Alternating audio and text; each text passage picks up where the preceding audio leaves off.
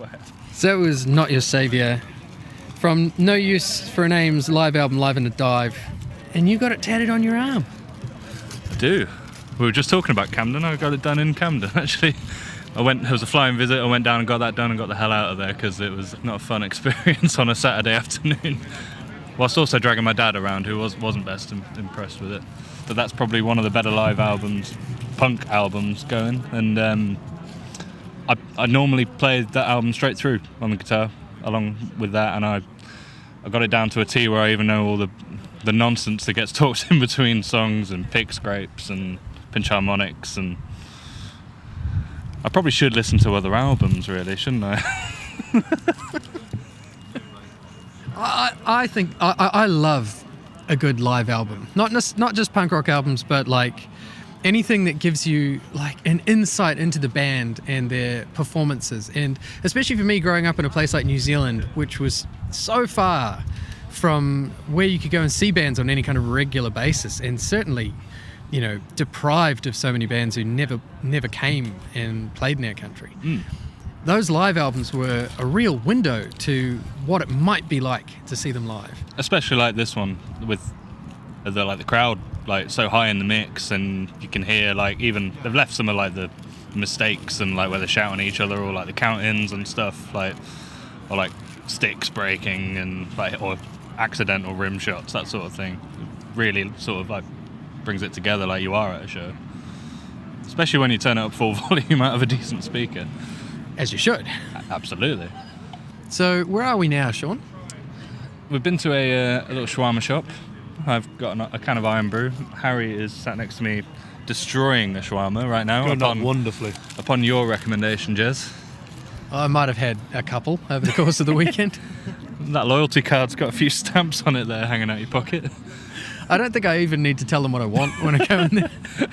I've been here for 3 days. They don't call you boss man anymore. They just know, hey, it's Jez.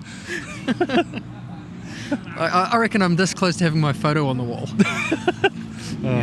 Very tasty, very well made, very competitively priced. Oh, we might as well give them a plug. Zaytoni. Is that Zaytoni? Zaytoni, and then also above it we've got sports massage, hairdressing, barbers, and I believe a tattoo shop as well. So really got you covered there, covering all bases of what you want. You have a real day out. Yeah. I've only just noticed all those Marshall cabs sitting in the window of that other building next door. I think we could have a very good day out across all those things. I don't know that we talked all that much about your experience at Punk Rock Holiday.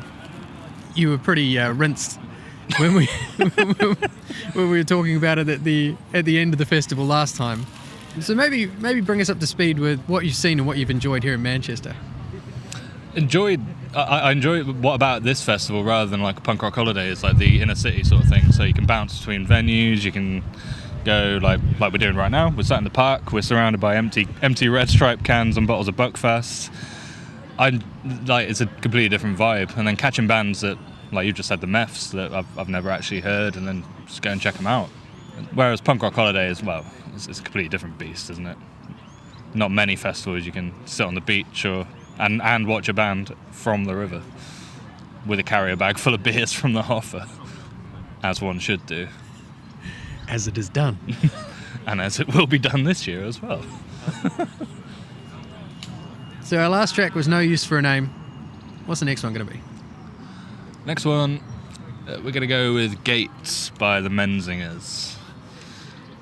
Because that's again off another album that I always play in full on The Impossible Past.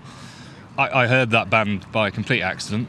I was going to Tesco on a lunch break from work in the back of a dude's car that I used to work with. Came on shuffle on Spotify. I was like, what is this? This is a bit of me. I need this album. Gave me the CD, and I've now been to see them about 7 or 8 times, I think, including in Amsterdam, all over the UK. And also, funny story which I've only just remembered, when I saw them in Amsterdam, accidentally got drunk with them in a karaoke bar after the show. I was singing Africa by Toto, and I got a little bit too excited, a little bit too into it. Went for a bit of a Freddie Mercury air grab and punched my way straight through a pint glass that was in my mate's hand.